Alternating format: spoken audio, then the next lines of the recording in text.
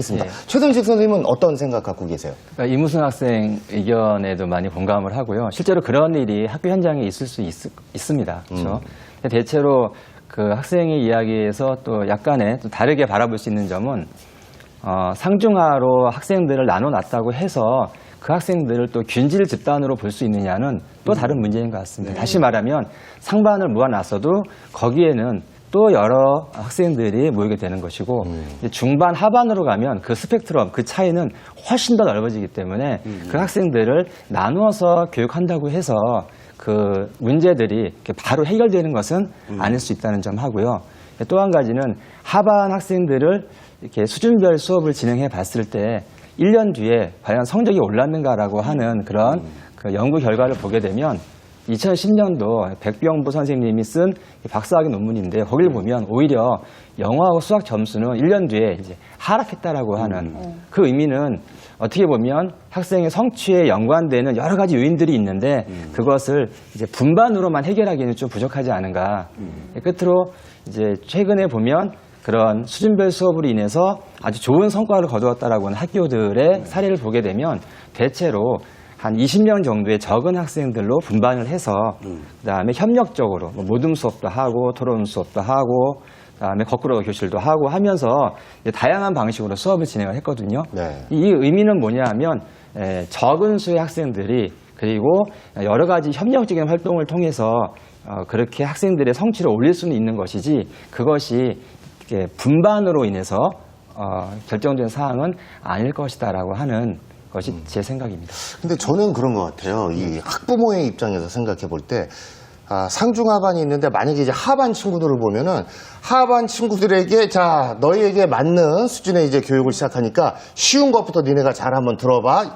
이렇게 하는 것도 중요하지만 왜 공부를 해야 되는지 좀 어떤 심리적으로 당위성이나 필요성을 너희가 지금 이거를 왜 공부를 해야 되는지 그런 교육도 함께 따라갔으면 좋겠어요. 심리적인 그런 내용을. 그러니까 그런 거잖아요. 공부를 잘하는 아이들의 이유가 거의 같은데 성적이 낮은 아이들의 이유가 참 여러 가지거든요. 해도 안 되는 애들이 있고, 아까 그 최윤정 선생님이 말씀하신 것처럼 동기부여 자체가 안 되는 친구도 있는데, 그래서 이게 성적 향상에 뭐 도움이 될 수도 있고 동기부도 될 수 있지만 분명히 그 문제점도 갖고 있을 것 같아요. 그래서 어떤 문제점이 있는지 우리 한번 이무순 학생이 그거 했을 때 약간 찬성을 했지만 분명히 그한테 아쉬운 게 있었을 거 아니에요.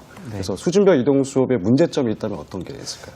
일단 가장 큰 거는 하반 학생, 그러니까 다른 학교도 제가 한번 물어봤는데 이제 거기도 이제 상중하 수업을 하고 이제 하반 친구가 내준 의견이 뭐냐면은 하반은 수업이 제대로 진행이 안 된다는 거예요. 대부분이 이제 엎드려서 자고 있고 또 그 학교에서 이제 학생들도 이제 선생님 분들께는 되게 죄송하지만 그래도 이제 가르치는 정도에 따라서 이제 학생들끼리는 이제 알잖아요. 그래서 어떤 분의 수업이 조금 더 이제 이해가 잘 되고 그런지 알고 이제 그런 게 있는데 하반에는 대부분 이제 별로 못 가르치시는 선생님을 배치를 하고 이제 그리고 수업도 똑바로 이루어지지가 않아서 이제 막 정말 상반을 위한 이 수준별 수업이 아니냐고 막 의견을 얘기하더라고요.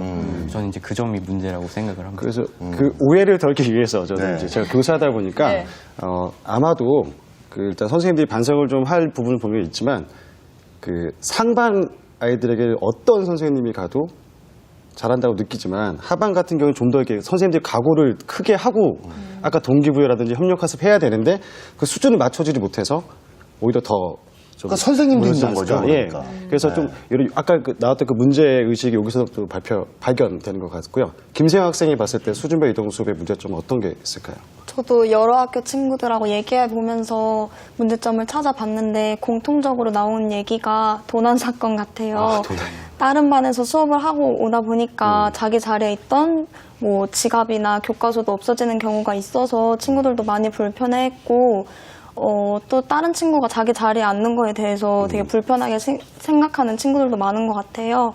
해서 이를 좀 더 보완해야 될 거라고 생각합니다. 그런 또 디테일한 부분이 있었네요. 이동으로 인한 뭐 도난 같은 것도 발생할 수 있군요. 계속해서 최승식 선생님께서 좀 말씀해 주시죠. 제가 생각했을 때는 그 보이지 않는 상처가 학생들에게 남아있지 않나라는 생각이 듭니다. 그래서 이제 상중 하반이라고 아까 이렇게 나눠봤을 때 그 상중 하반의 벽을 따라서 학생들의 마음에도 벽이 생기는 게 아닌가라는 생각을 해봤고요. 그러니까 예를 들어서 상반인 학생은 나 중반으로 가면 어떡하지? 라고 하는 불안감을 이제 가지고 계속 이제 진행을 할 수 있는 상황이고요. 중반 학생 같은 경우는 열심히 해서 상반으로 갔는데 그동안에 상반에 있던 학생들하고 잘 어울리지를 못하는 거예요. 쟤는 올라오네. 근데 그런 또 올라가도 마음에 심리가 있는 것이고 하반 학생들은 어떻게 보면 학습 속도가 약간 느린 것 뿐인데 마치 뭐 인생에 어떤 목표가 없는 것처럼 아니면 뭔가 문제 있는 학생처럼 이렇게 보여지는 시선 이런 것을 가지고 있다는 자체가 학교 생활에서 상당히 좀 어렵게 상처를 갖고 모두가 다 지내는 거 아닌가 생각이 되고요. 이 문제는 단순히 학교 안에서만 끝나는 건 아닌 것 같습니다. 10년, 20년 뒤에 만났을 때 너 누구 기억해? 걔 맞아. 그때 하반. 평생을 하반으로 기억되는 학생들이 있다라고 하는 것은 마음의 상처에 아주 커다란 어려운 점을 남기는 것이라고 보고요. 그래서 청소년기가 모두 이렇게 학생들이 예민하고 그다음에 고민이 많고 그런데도 불구하고 친구가 없어서 힘들어하는 그런 시기라고 하는 것을 다들 알고 계시지만 어쩌면 또 하나의 상처를 학생들에게 남기는 거 아닌가 이런 부분도 좀 심각하게 고민을 해야 될 것 같습니다. 그 생각을 해보니까 그 하반에 있는 학생이 영어나 수학의 점수가 그 좀 떨어지는 하 쪽이지 인성이나 뭐 운동 능력이나 여러 가지 친구와의 교류 관계는 또 상일 수도 있는데 그 점수에 따라서 의해서만 또 하루가 있을 수도 있는 거니까 그런 또 괴리감이 생길 수도 있겠네요. 그렇군요. 선생님 말씀 들어보니까 이 성적으로 인해서 우리 학생들이 좀 심리적 상처를 받을 수 있는 부작용이 나타나고 있는데요. 실제로 학교 현장에서 이 수준별 이동 수업으로 인해서 좀 심리적으로 부담감을 느끼는 친구들이 있나요, 세영 학생? 네, 있는 것 같아요. 제 친구들 중에서도 이제 이동 수업을 하게 되면 같은 반에 있던 친한 친구들하고 떨어질 수도 있잖아요. 그러다 보니까 야, 너 몇 반 가? 이랬을 때, 나 하반 이러면은 그때 심리적으로 친구한테 좀 부끄러움도 느끼고, 아, 부럽다, 난 왜 이러지? 이런 생각도 들어서 불편한 점도 있었고, 그 하반에 가더라도 하반 학생들도 다 수준이 다르잖아요. 네. 그래서 그 속에서도 수준이 차이가 많이 나다 보니까 아, 이럴 거면은 반을 왜 나눴지? 나를 위한 수업이 맞을까라는 불편한 생각도 들어서 집중하지 못한 적도 있었다고 해요. 우리 무슨 학생은요? 이제 저희는 그 상반, 중반, 하반을 통보를 할 때 종이 한 장에다가 이제 통보를 해요. 그럼 이제 뭐 상반이 제일 먼저 위에 있겠고, 중반 있고, 하반 있고 이런 식인데 이제 그 종이를 둘러싸고 있는 애들이 표정이 이제 거기서 갈리는 거죠. 그러니까 막 내가 상반이었는데 중반이나 하반으로 떨어진 애들은 그냥 얼어 있는 거고, 물론 뭐 중반 하반이었다가 올라간 친구들은 이제 뭐 나 잘 됐다, 열심히 했는데 잘 됐다 이런 반응인데 반대로 이제 내려간 친구들은 되게 이제 암울해하고 이제 막 그런 걸 많이 봐서. 그러니까 그런 스트레스가 또 있는 것 같아요, 학생들한테. 그렇죠. 시험으로 평가를 하는 건가요? 얼마에 한 번씩 이렇게? 시험 성적으로 나뉘죠. 저희 그러니까 중간고사 끝나고 한 번 편성 싹 하고 그다음에 네. 또 기말고사 끝나고 그 성적으로 또 한 번 편성 싹 하고. 네, 좀 저희가 학생들 입장을 좀 들어봤는데요. 직접 가르치시는 선생님들은 어떻게 생각하시는지 여쭤볼게요. 네. 최현정 선생님. 네, 저희는 이제 수준별 수업과 아닌 수업을 같이 병행을 하고 있기 때문에 수준별 수업에서 나타나는 문제점을 좀 개선을 하자는 선생님들의 의견이 있어서요. 이제 학년별로 선생님들이 이제 모여서 회의를 하시는데 저 같은 경우는 이제 수준별 수업이 아니니까 저는 이제 수행평가를 담당을 하고 있거든요. 네. 영어에서. 수행평가는 이제 상대평가가 아니기 때문에 아이들이 노력하는 거에 맞춰서 점수를 줄 수가 있기 때문에 아이들 심리적으로 좀 부담감은 덜해요. 근데 이제 수준별 수업에서 선생님들이 상중 하반 아이들을 놓고 이 아이들을 어떻게 하면 분명히 이제 장점에서 취지가 시작을 한 거기 때문에 상반 아이들한테는 좀 더 폭넓은 뭐 그 학습 내용이라든지 뭐 방법이라든지 활동 이런 거를 다양하게 이제 해줌으로써 인원이 또 적으니까 선생님들이 관찰을 이제 잘 하실 수가 있잖아요. 그런 부분을 생활기록부라든지 이런 부분에 자세히 좀 기록을 많이 해주시려고 노력을 하시고 중반하고 그럼 하반은 그런 수업이 가능할까에 대한 좀 의문이 있었는데 가능하다고 하시더라고요. 선생님 하시는 분께서 인원이 일단은 적기 때문에 그 아이들한테 있어서의 어떤 그 동기부여가 사실은 가장 어렵기는 한데 어떠한 방법을 써서라도 뭔가를 이제 하게끔 움직이게끔 아이들을 좀 좀 이렇게 격려를 해주고 이렇게 한다 그러면 충분히 이제 아이들이 그냥 엎드려 자거나 그냥 시간 낭비를 하는 게 아닌 뭐 조금이라도 어떤 활동을 하게끔 하는 거가 좀 가능하다고 하시더라고요. 근데 그 아이들을 한 교실에 몰아놓고 그 많은 아이들이 다양한 그 수준 차이가 있을 때 그때에도 사실은 저는 그거를 시행을 하고 있지만 수준별 수업에서 저는 처음에 이제 주제를 받았을 때 이게 가능할까 생각했지만 선생님들한테 여쭤보니까 충분히 할 수는 있다. 하지만 문제점은 한계점은 좀 있다라고 말씀을 하시더라고요. 그렇군요. 선생님, 그런데 이 수준별 이동 수업을 하면 시험을 보잖아요. 네. 시험이 이 반별로 다 문제도 다른가요? 그게 같은 가장 문제를 큰 보나요? 문제라고 저는 생각을 하는데요. 수준별 이동 수업의 가장 큰 문제가 저는 평가가 같다는 거예요. 네. 물론 다르게 평가를 하는 학교도 있다고 저는 들었고 그 부분은 우리도 시도를 해야 되지 않냐라는 논의가 한 번 된 적이 있었는데 사실 평가를 다르게 해서 아이들의 성적을 매기기는 학교 현장에서 사실 굉장히 쉬운 문제가 아니거든요. 그렇죠. 그래서 그런 부분에 대해서 논의는 되고 있지만 실제로 적용을 하기가 어렵기 때문에 수준별 수업을 하면서 평가를 같이 매기게 되면 중하위권의 학생들은 예를 들어서 수업 시간에 기초적인 부분을 가르쳐주고 수업에 따라갈 수 있게끔 선생님들이 많이 이렇게 지도를 해주셨어요. 거기서 나도 할 수 있겠구나. 그래서 동기부여를 가지고 열심히 공부를 했어요. 근데 고등학교 같은 경우는 학년이 올라가면서 난이도가 많이 어려워지잖아요. 네. 막상 딱 시험을 봤는데 열심히 공부한 거가 시험에 적용이 되지 않는다 하면 오히려 괴리감을 느끼고 더 포기하는 경우가 많이 있어서 예, 그게 그렇게 되면 자칫 수준별 이동 수업 하는 거가 단점을 남기고 예, 그런 부분을 보완할 수 없는 오히려 더 좀 의미가 없는 그런 것들이 되지 않을까 하는 제 그래서 걱정이에요. 제가 그 해외 사례를 좀 살펴봤었거든요. 그래서 미국 사례 같은 경우는 일단 시작점부터가 좀 다르더라고요. 우리는 수준별 반편성을 성적으로 나누는데 이거는 상담을 통해서 자신이 어디를 갈까를 선택을 할 수가 있대요. 그래서 만약에 상중하로 굳이 나눌 수 있다면은 상반에서 A뿔 점수를 받으면 4.5 학점을 받고 중반에서 A뿔을 받으면 이게 3.0 이렇게 최고 만점의 점수 차등을 주는 시스템이 있대요. 그래서 선택지를 주는 거죠. 그래서 그러니까 학생들이 선택을 하게. 네가 원하는 게 상반이면 점수 많이 줄게. 다신 내용이 좀 어려울 거야. 그래서 아이들에게 동기부여를 주고 개별 맞춤을 주는 시스템이 있는데 우리나라 현재 현실에서는 이게 또 수시 비중이 높다 보니까 좀 여러 가지 문제가 있는 건 사실입니다. 네, 그렇다면 현재 좀 얘기를 쭉 듣다 보니까 수준별 이동 수업이 좀 공부를 잘하는 학생들에게는 장점이 많은데 그렇지 못한 학생들에는 단점으로 좀 작용하는 것 같습니다. 그렇다면 이 장점은 좀 살리고 단점은 좀 보완할 수 있는 방법은 없는지에 대해서 얘기 나눠보겠습니다. 우리 세영 학생은 어떻게 생각하나요? 아무래도 수준별 수업을 하면은 잘하는 학생들은 잘하는 거, 못하는 학생들은 못하는 걸 배워서 아쉬운 점이 많은 것 같은데 저희 학교에서는 이 문제 보완하기 위해서 두 가지 방법을 시도를 하고 있어요.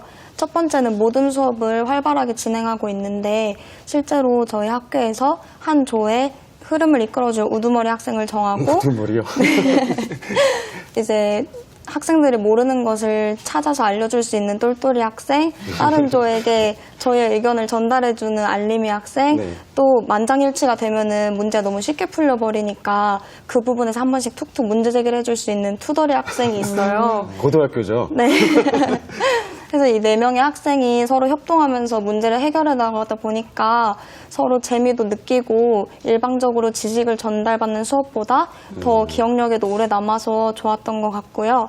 두 번째로는 멘토멘티라는 프로그램을 진행하고 있는데 친한 친구들끼리 나는 멘토, 넌 멘티가 되어서 멘토 학생은 멘티 학생에게 말 그대로 공부를 알려주는 것인데 이것도 멘티 학생은 자존심도 안 상하고 선생님에게 쉽게 물어볼 수 없는 점을 친구에게 더 쉽게 배움을 받을 수도 있고 멘토 학생은 자기가 알고 있던 거를 남에게 알려주면서 한 번 더 복습할 수 있어서 되게 좋은 것 같아요. 이 방식이 되게 저도 사용하는 방식인데요. 네. 제가 경제를 가르치잖아요. 그래서 경제 과목 특성상 이게 거의 수학과 비슷하거든요. 단계별로 지식이 안 쌓이면 이해를 할 수 없어서 제가 진도를 쭉 뽑은 다음에 중간에 한 4분 정도 시간을 줘요. 그래서 이동을 시켜서 모르는 친구에게 아는 친구가 좀 설명을 하게 했더니 전반적으로 성적이 올라가는 효과가 있더라고요. 그래서 이런 수업도 보완책이 되면 굉장히 훌륭한 보완책이 될 거라 생각을 합니다. 네. 우리 무승 학생은요? 저도 이제 두 가지 정도가 있는데 첫 번째는 이제 하반 수업이 조금 빈약하게 진행이 되니까 이제 뭐 학생들이 이제 수업을 끝나고 평가를 하는 제도랑 그다음에 또 이제 공개 수업 제도가 있는데 그걸 하면 이제 같은 교과를 가르치시는 다른 교과 선생님분들이 오셔서 참관을 하시더라고요. 그래서 이제 그런 공개 수업도 좀 더 자주 진행을 해서 그 하반 수업이 잘 진행되고 있는지 확인을 해보는 것도 좋은 방법일 것 같고요. 아, 공개적으로 보여주면서요? 그러니까 공개 수업의 빈도를 조금 늘려서 이제 네. 선생님도 이제 수업 준비를 조금 더 열심히 할 수 있게 하시고 이제 애들도 이제 공개 수업을 하면은 이제 확실히 긴장을 하니까요. 제가 긴장했어요. 네. 그러니까 이제 애들도 이제 공개 수업 같은 거 하면은 또 이제 뒤에 선생님들 계시면 더 열심히 들어요. 더 그럼요. 열심히 발표하고 이제. 네. 예. 그러니까 뭐 그러면 그것도 이제 괜찮은 것 같고 그리고 아까 말씀을 해주셨듯이 이제 미국에서는 이제 골라서 간다고 하셨잖아요. 네. 근데 이제 저희도 이제 그거를 약간 응용해서 해볼 수 있는 건 이제 방과 후 시간을 이제 그 수준별로 진행을 해서 이제 방과 후만은 이제 애들이 신청해서 들을 수 있게 하면 어떨까. 네.